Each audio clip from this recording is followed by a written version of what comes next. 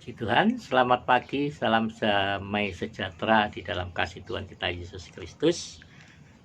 Puji Tuhan, pagi ini kembali bertemu dengan saya di dalam sapaan pagi yang menyegarkan jiwa. Ya, saya harap ini sungguh-sungguh bisa menyegarkan jiwa Anda. Puji Tuhan. Mari kita akan membuka Alkitab kita di dalam 2 Korintus pasal yang kelima. Ya, 2 Korintus pasal yang kelima, atau mulai pasal 4 aja ya, pasal 4 ayat 16 ya. Itu judul perikopnya itu seram itu. Jangan tawar hati juga waktu menghadapi maut. Ya.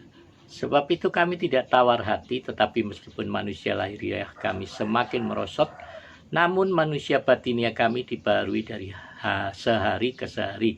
Sebab penderitaan ringan yang sekarang ini mengerjakan bagi kami kemuliaan kekal yang melebihi segala-galanya, jauh lebih besar daripada penderitaan kami. Sebab kami tidak memperhatikan yang kelihatan, melainkan yang tak kelihatan. Karena yang kelihatan adalah sementara, sedang yang tak kelihatan adalah kekal. Karena kami tahu bahwa jika kemah tempat kediaman kita di bumi ini dibongkar, Allah telah menyediakan suatu tempat kediaman di surga bagi kita, suatu tempat kediaman yang kekal yang tidak dibuat oleh tangan manusia. Selama kita di dalam kemah ini kita mengeluh, karena kita rindu mengenakan tempat kediaman surgawi di atas tempat kediaman kita yang sekarang ini. Sebab dengan demikian kita berpakaian dan tidak kedapatan telanjang.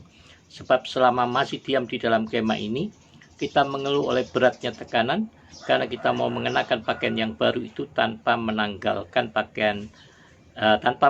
yang lama, supaya yang fana itu ditelan oleh hidup. Tetapi Allah lah yang justru mempersiapkan kita untuk hal itu, dan yang mengaruniakan roh kepada kita sebagai jaminan segala sesuatu yang telah disediakan bagi kita. Maka oleh karena itu hati kami senantiasa tabah, meskipun kami sadar bahwa selama kami mendiami tubuh ini kami masih jauh dari Tuhan. Sebab hidup kami ini adalah hidup karena percaya dan bukan karena melihat.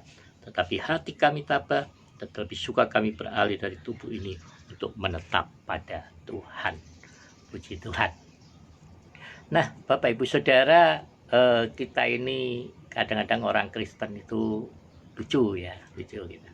Kalau nyanyi itu menggambarkan semangat kita untuk bertemu dengan Tuhan gitu. Rumahku di sanalah, ada surga yang indah, tanah yang indah. Kapan kita ada pertemuan di udara, kapan kita ketemu Tuhan, begitu loh. Ya, semangat kalau nyanyi pujian di gereja. Nah, tapi begitu kembali ke rumah, kembali ke tengah keluarga, kembali ke tengah masyarakat kita mulai melupakan semua nyanyian pujian itu. Kita mulai bersungut-sungut, kita mulai berkeluh kesah ya. Ya. Tapi di satu sisi yang lain, kita selalu mengharapkan ada sukacita di dalam Tuhan, ya, bebas persoalan di dalam Tuhan, ada damai sejahtera di dalam Yesus begitu, ya. Jadi kadang-kadang orang pada ada ngomong sama saya, kalau saya Pak kalau di gereja itu sukacita sekali, tapi kalau udah di rumah sumpek katanya. Ini saudara, ada sesuatu yang salah di dalam dirimu kalau engkau sampai mengatakan hal yang demikian. Nah, ini dikatakan di sini bahwa kita itu mau rindu mengenakan tempat kediaman surgawi ya, tapi kita masih mau mengenakan tidak mau mengenakan tempat kediaman surgawi di atas tempat kediaman kita yang sekarang ini ya. Di dalam ayat 4 dikatakan kita mau mengenakan pakaian baru itu tanpa menanggalkan yang lama. Ini nggak bisa, saudara ya.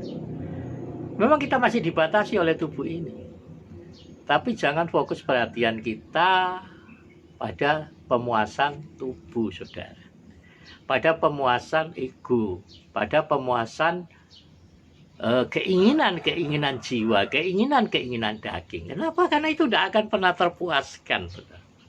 Ya. Jadi kalau kita mau mengenakan yang baru tanpa menanggalkan yang lama, maka kehidupan kita akan berputar-putar pada perasaan, pada emosi yang selalu terbolak-balik. Nah, mari kita memahami kasih karunia Allah di dalam Yesus Kristus Tuhan kita. Bapa sudah memberikan saudara roh yang baru. Itu roh anaknya ditempatkan di dalam hati saudara. Roh anaknya sendiri, roh Allah sendiri, roh kudus sendiri diam di dalam hati kita. Maka seharusnya perhatian kita, fokus kita pada pemeliharaan hati kita. Pada pemeliharaan hati sebagai tempat kediaman Roh Kudus. Ya. Maka dengan sendirinya di dalam pimpinan Roh Kudus kita akan pelan-pelan dibawa untuk meninggalkan dan menanggalkan semua sifat-sifat, karakter-karakter, kebiasaan-kebiasaan, kelemahan-kelemahan kita. Roh Kudus yang mengerjakan itu dalam diri saudara. Sebenarnya kalau saya katakan tidak ada peran kita di dalam. Peran kita itu hanya menyediakan tempat hati ini menjadi tempat kediaman roh. Peran kita adalah kita memelihara hati kita. Dengan apa memeliharanya? Tentu dengan pertama persekutuan dengan firman Allah. Itulah sebabnya saya selalu katakan mari baca firman Tuhan secara teratur. Baca dan dengarkan kebenaran firman Tuhan. Baca terus. Perkatakan firman Tuhan. Perkatakan firman Tuhan di dalam hidupmu sehari-hari. Perkatakan firman Tuhan di dalam hal apapun juga. Perkatakan firman Tuhan. Cari ayat-ayat yang saudara rasa memberkati. Enggak semua kita perlu baca semua ya, keseluruhan pasal kalau dalam pembacaan harian kita. Tapi ada ayat-ayat yang kita bisa baca sepanjang hari. Sudah kita perkatakan sepanjang hari. Ya, saya suka sekali memperkatakan firman Tuhan meskipun tidak mengutip alamat ayat. Ya. Jadi perkatakan firman Tuhan, berkati hidup saudara, berkati pikiran saudara, berkati jiwa saudara. Jangan jangan mengisi pikiran saudara dengan gosip, dengan perkataan-perkataan yang saudara dengar yang merendahkan, membuli saudara, menekan. Lalu itulah yang terlalu sering kita pikirkan, itulah yang terlalu sering kita perkatakan. Kita mau mendapatkan damai sejahtera, tapi kita tidak mau tanggalkan itu. Yang lama itu. Biar yang lama, yang fana itu ditelan oleh hidup. Jangan biarkan pikiran perasaan saudara terombang-ambing oleh hal seperti itu. Tapi mari kita fokus pada firman Tuhan. Isi hati pikiran saudara dengan pujian pengagungan kepada Tuhan. Dengan pengucapan syukur kepada Tuhan. Isi hidup saudara, hati saudara. Maka ketika kita mengisi hati kita, pikiran kita dengan firman Tuhan, dengan pujian, penyembahan, dengan rasa syukur kepada Tuhan, maka saudara akan melihat bagaimana Roh Kudus menyertaimu, mengurapimu, menghiburmu, menguatkanmu. Maka kau akan menjalani hari di dalam semua kebaikan dan kemurahan Tuhan. Kau akan, meskipun kau akan menemui ada berapa kesukaran, ada berapa kesulitan, ada tekanan mungkin.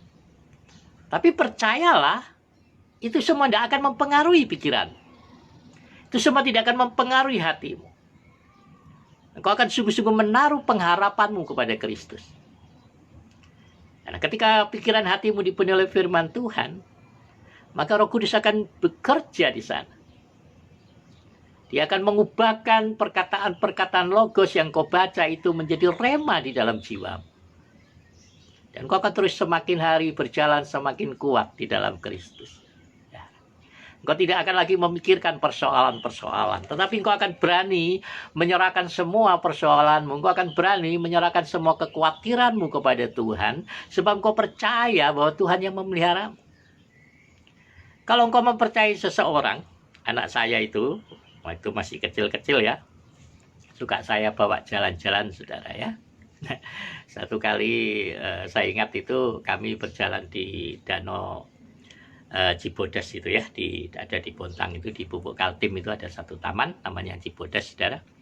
Itu ada jembatan kayu yang kecil ya.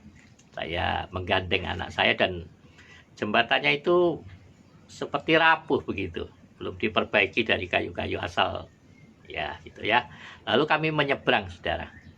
Dia agak sedikit ketakutan, dia bilang, "Papa, ini jembatannya goyang."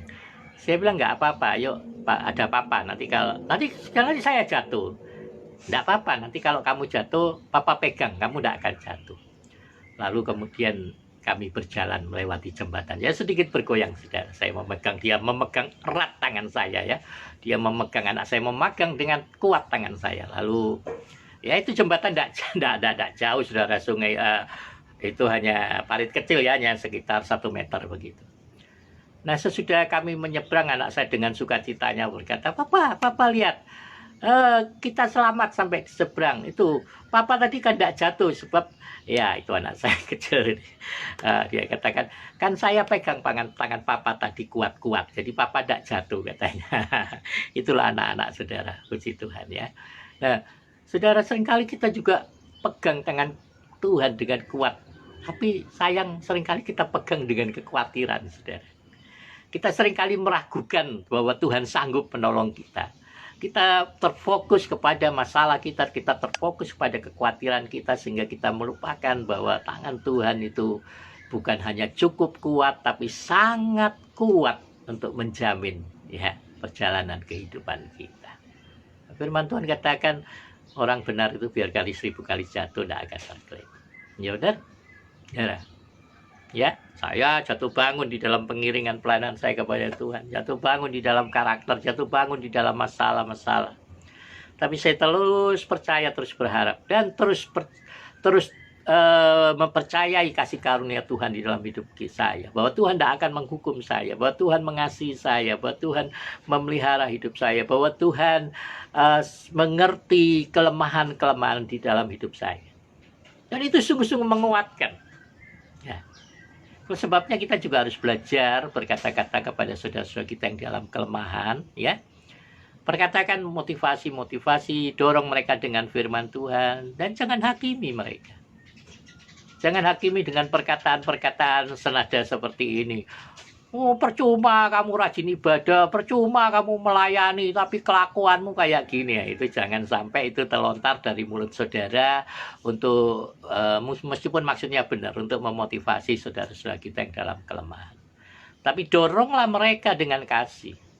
Doronglah mereka, motivasi mereka dengan perkataan-perkataan firman. Motivasi mereka dengan harapan. Motivasi mereka bahwa Allah turut bekerja sama di dalam segala perkara untuk mendatangkan kebaikan bagi mereka yang mengasihi Tuhan. Motivasi mereka dengan keteladanan kasih dan hidup saudara. Ya. Jadi saya percaya, saudara, saya ada di dalam, masih di proses pengerjaan ini, masih bongkar-bongkar ini. Ya. Jadi saya bilang kalau kita bongkar-bongkar, kita mau memperbaiki sesuatu, maka kita cenderung akan terluka, ya. Kita sendiri yang perbaiki yang cenderung akan terluka. Tapi jangan berhenti dengan luka-luka itu. Saya nggak berhenti. Tadi berdarah lagi tangan. Ya, kita nggak berhenti. Kenapa? Karena saya punya tujuan yang baik untuk hal ini. Jadi mari saya kalau terluka ya diobatin. Nah, saya sediakan minyak batu ini di sini. Jadi kalau ada luka langsung diobatin, saudara. Ya, gitu. Jangan biarkan luka itu membusuk, saudara ya, dan jangan biarkan luka di hati saudara membusuk. Begitu hati saudara terluka oleh omongan orang, oleh cemuan orang, oleh tekanan, oleh apapun juga, mari segera obati. Tutup bungkus dengan darah Yesus. Langsung perkatakan pengampunan seketika itu juga. Dalam nama Yesus, Tuhan, aku mengampuninya. Aku mengampuni orang yang melukai hatiku. Aku memberkatinya. Aku percaya Tuhan, melalui tanganku, melalui hidupku, ia boleh diselamatkan. Saudara, mari kita semua adalah duta-duta perdamaian Kristus. Jadi dimanapun saudara berada saat ini, ya, kiranya penyertaan Tuhan atas saudara. Dan memang pasti penyertaan Tuhan atas saudara. Maafkan saya, ya. Tapi sepanjang hari ini saya percaya kita semua akan menikmati hal yang baik, hari yang baik. Saya akan menikmati kasih karunia Allah yang berlimpah di dalam hidup saudara, sehingga hidup saudara juga bisa menjadi berkat bagi orang lain. Terima kasih, selamat pagi, sampai bertemu. Ini hari Sabtu ya, kalau Sabtu ketemu Senin nanti. Minggu libur ya, karena ibadah.